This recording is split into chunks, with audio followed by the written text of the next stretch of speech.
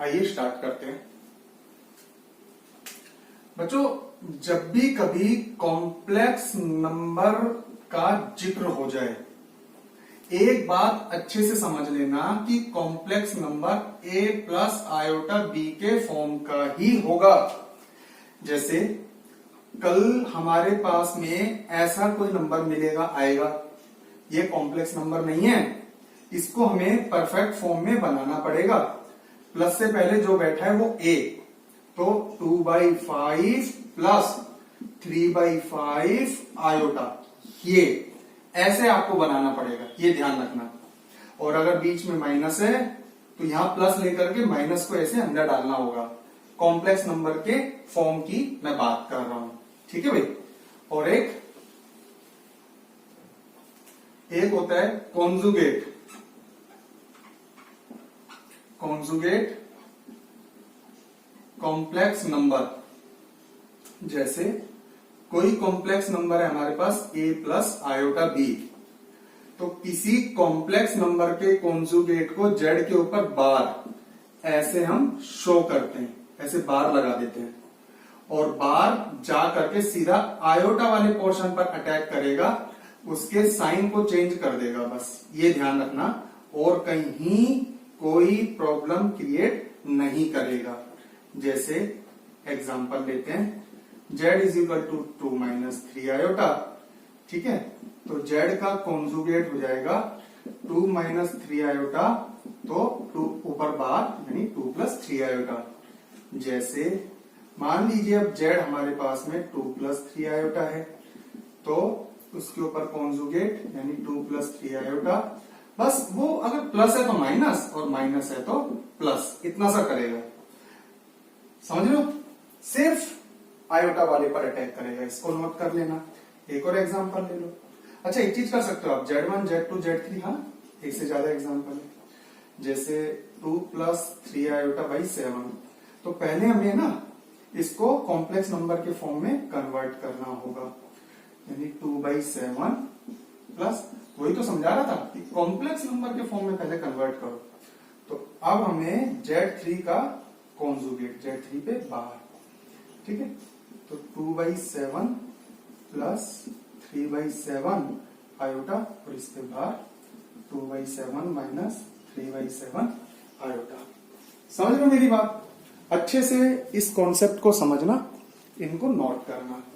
तो इसी complex number का कॉन्जुगेट, राइट। अब देखिए, जैसे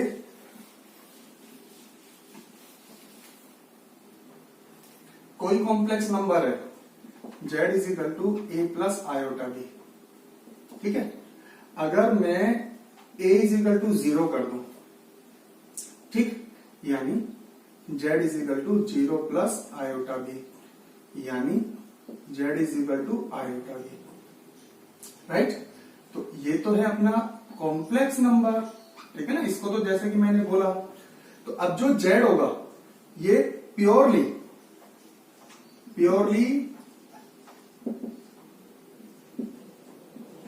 इमेजनरी नंबर, ये ध्यान रखना है ना, जिसका रियल पार्ट 0। और अगर मान लीजिए b 0 है, तो z is equal to a plus iota into 0, यानी कि a, z is equal to a, ठीक है। तो अब आप खुद देखो, z is equal to a, जिसमें आयोटा है ही नहीं, तो ये क्या होता है, प्योरली रियल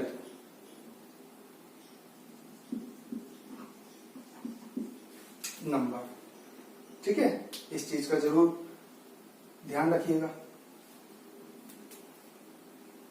राइट। किसी कॉम्प्लेक्स नंबर में अगर रियल पार्ट 0, क्योंकि मैंने बताया था ये दोनों के दोनों रियल नंबर में से कुछ भी हो सकते हैं। अब रियल नंबर में तो 0 भी आता है ना, 0 का स्पेशल केस हो गया। 0 आने से क्या होता है, वो नंबर ही गायब हो जाता है, तो केवल आयोटा भी बच गया। अब इसमें कोई रियल तो है नहीं, तो प्योर इमेजनरी बच जाएगा ये, और इसमें आयोटा ही खत्म हो गया, तो प्योर रियल नंबर बच जाएगा। तो इससे एक रिजल्ट निकल करके आया क्या, कि आप जैसे कोई भी कॉम्प्लेक्स नंबर लेते हैं, जैसे मैंने z इज इक्वल टू 2 लिया, कोई भी रियल नंबर लो आप, कोई भी रियल नंबर, ये रियल नंबर ले लिया 2, तो ये भी कॉम्प्लेक्स नंबर में जाता है। बताऊं क्यों? क्योंकि देखो मैं 2 को ऐसे लिख सकता हूं 2 प्लस 0 आयोटा, तो बन गया ना कॉम्प्लेक्स, समझ गए ना, ये बन गया ना कॉम्प्लेक्स नंबर, राइट। ये देखो, तो इसीलिए हमें एक लाइन लिखनी है, every real number must be a complex number, होगा ही होगा एवरी रियल नंबर, ये ध्यान रखना। But converse need not be true, जरूरी नहीं है कि इसका रिवर्स उल्टा होगा। बताऊं क्यों? वो तो उसी केस में उल्टा होगा, जैसे मान लीजिए एग्जांपल 2 ले लिया तो 2 प्लस 0 आयोटा, ये कॉम्प्लेक्स है, ठीक है। लेकिन कोई कॉम्प्लेक्स ऐसा है जो रियल भी होगा, वो तभी होगा जब ये 0 हो जाए, तभी वो रियल हो पाएगा। समझ गए मेरी बात? आगे चलते हैं, आगे चलिए, देखिए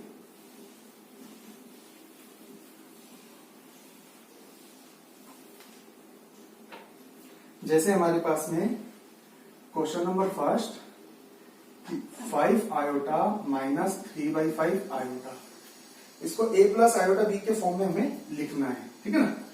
तो आप इसको मल्टीप्लाई करो, 5 आयोटा माइनस 3/5 आयोटा, 5 से 5 कैंसिल, माइनस 3 आयोटा स्क्वायर और आयोटा स्क्वायर माइनस 1, तो ये आ गया प्लस 3। लेकिन रुको, a प्लस आयोटा b के फॉर्म में लिखना है ना, तो 3 को अपन क्या लिख सकते हैं, a प्लस 0 आयोटा, ये आ गया 3 प्लस 0 आयोटा, ठीक है।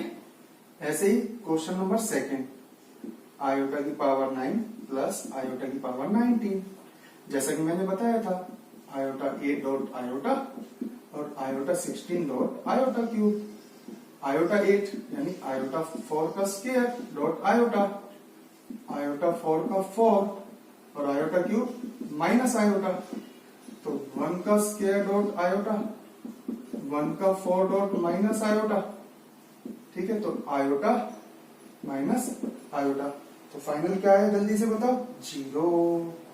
इसने नहीं बोला ना कि भाई a प्लस आयोटा b के फॉर्म में लिखिए, इसने बोला ही नहीं। क्लियर? कोई प्रॉब्लम हो तो बताओ। चले देखो, एक और देखो, क्वेश्चन नंबर 3, ठीक है। अपन एक्सरसाइज 5.1 की बात कर रहे हैं। इसमें कह रहा है कि a प्लस बी आयोटा की फॉर्म में iota raise to power minus 39, यानी 1 अपॉन आयोटा 39, 1 अपॉन आयोटा 39, इसको हमें सोल्व करना है। चलो पहले तो इसको ना सिंपलेस्ट फॉर्म में देख लो, जैसे आयोटा 36 आयोटा क्यूब, ठीक है। डायरेक्ट लिख दूं क्या? वैसे तो ऐसे नहीं लिखते हैं, आप तो अप टू डाउन ही चलना है ना, ऊपर से नीचे की तरफ, आयोटा 4 9 डॉट माइनस आयोटा, तो 1 अपॉन इसको 1 डॉट माइनस आयोटा, तो फाइनली क्या है 1 अपॉन जैसे माइनस 1 अपॉन आयोटा। बच्चों अब एक बात ध्यान रखना कि जब भी कभी अपॉन में आयोटा आ जाए, ध्यान रखना इस बात का कि जब भी कभी अपॉन में आयोटा आ जाए तो हमेशा पहला स्टेप होना चाहिए कि उस आयोटा के अपोजिट साइन से मल्टीप्लाई और डिवाइड। ध्यान रखना आयोटा के साइन से, अगर ये प्लस का है तो माइनस से, जैसे कभी मान लीजिए 1 अपॉन 2 प्लस 3 आयोटा आ जाए तो आयोटा के अपोजिट साइन से, यानी 2 माइनस 3 आयोटा और 2 माइनस 3 आयोटा, ऐसे। तो अब ये क्या बना ऊपर, iota upon minus iota square, तो आयोटा अपॉन माइनस और आयोटा स्क्वायर माइनस 1, तो ये बन गया प्लस आयोटा, और a प्लस आयोटा b की फॉर्म में अगर लिखें तो 0 प्लस 1 आयोटा, 0 प्लस 1 आयोटा, ठीक है। ये ध्यान रखना। Question number 3। तो अब अगर हम बात करें क्वेश्चन नंबर 6, क्योंकि क्वेश्चन नंबर 4, क्वेश्चन नंबर 5 आपको डील करना है। क्वेश्चन नंबर 6 देखिए, 6 क्या कहता है? 6 में है 1/5 plus 2 iota by 5, 2 iota by 5 minus 4 plus 5 iota by 2। कोई प्रॉब्लम नहीं है, तो आप एलसीएम लेकर के चले, 1 प्लस 2 आयोटा 5 और यहां पे एलसीएम लेते हुए चले तो ये कितना आ जाएगा? 8 प्लस 5 आयोटा। ठीक है, और फिर हम यहां पे एलसीएम ले,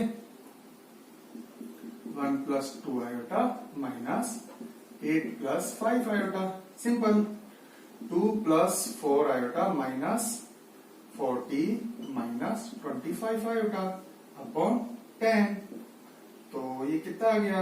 minus 38 minus 21 iota upon 10 minus 38/10 plus minus 21/10 iota. आप इसको सोल्व कर सकते हैं। 95 क्या हुआ? Minus 19/5 plus minus 21/10 iota. ये बन गया a प्लस आयोटा b की फॉर्म। ठीक है भाई, कॉपी कर लेना, राइट। और अब हम बात करते हैं क्वेश्चन नंबर 7। क्वेश्चन नंबर 7 देखो आपको करना है ना। क्वेश्चन नंबर 8, क्वेश्चन नंबर 8 में है 1 माइनस आयोटा की पावर 4, 1 माइनस आयोटा की पावर 4। हम इसको करेंगे 1 माइनस आयोटा का स्क्वायर और फिर स्क्वायर। ठीक है, तो ए स्क्वायर, ठीक है, plus A square plus B square minus 2ab और ए स्क्वायर, आयोटा स्क्वायर -1 और ये -2 आयोटा और square.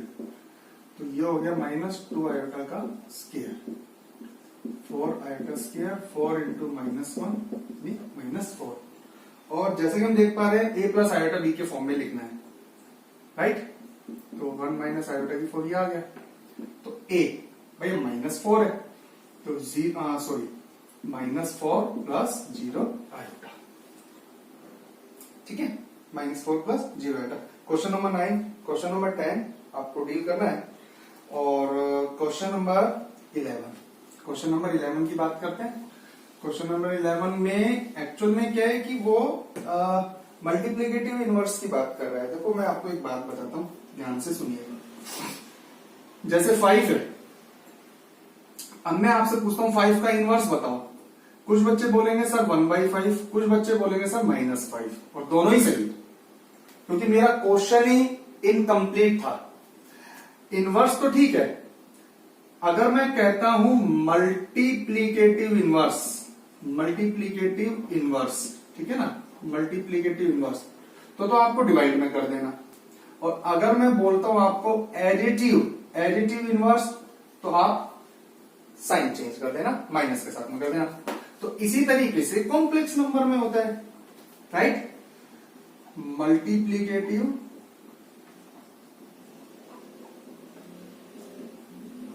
Inverse of a complex number. ठीक है, तो z is equal to a plus iota b कोई कॉम्प्लेक्स नंबर है, तो मल्टीप्लीकेटिव इनवर्स क्या होगा? मल्टीप्लीकेटिव इनवर्स क्या होगा?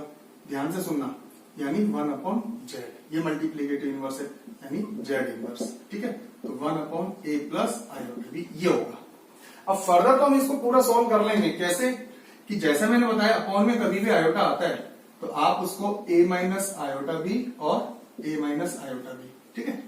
तो finally a minus iota b upon a plus b, a minus b वाली आइडेंटिटी लगेगी a square minus b square. ठीक, तो a minus iota b upon a square minus iota square b square. तो z inverse is equal to a minus iota b upon A square iota square -1 फिर हो जाएगा plus B square. तो ए upon A square plus B square, ठीक है, plus minus B upon A square plus B square और iota, ये answer. भाई आप छोटा सा फंडा है, सबसे पहले तो जेड इनवर्स को समझो। जेड इनवर्स होता क्या है ना? जेड इनवर्स होता क्या है? जेड इनवर्स का मतलब मल्टीप्लीकेटिव इनवर्स है ना, of a complex number, multiplicative inverse.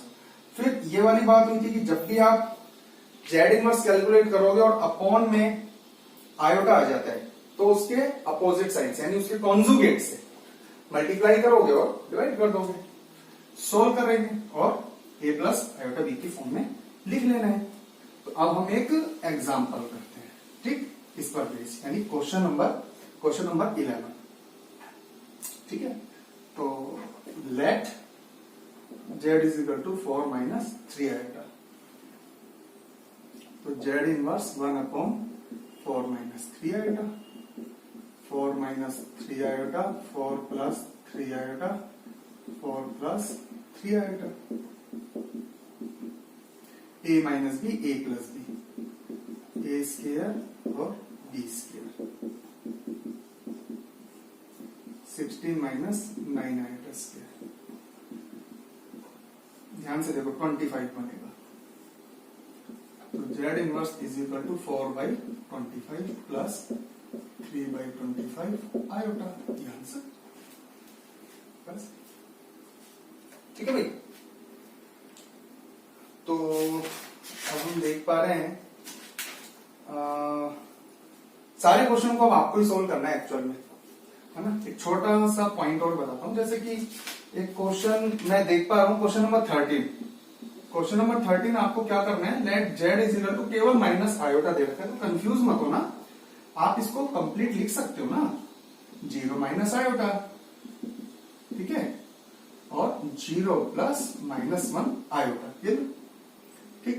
तो जेड इनवर्स जब आप करोगे तो 1 अपॉन 0 माइनस आयोटा, लेकिन मल्टीप्लाई हो जाएगा 0 प्लस आयोटा और 0 प्लस आयोटा, सोल्व कर लेना, ठीक है ना।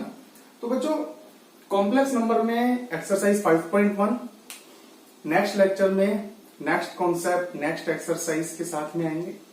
अच्छे से सोल्व कीजिएगा, कोई डाउट आता है तो डिस्कस कीजिएगा। मिलते हैं नेक्स्ट लेक्चर में।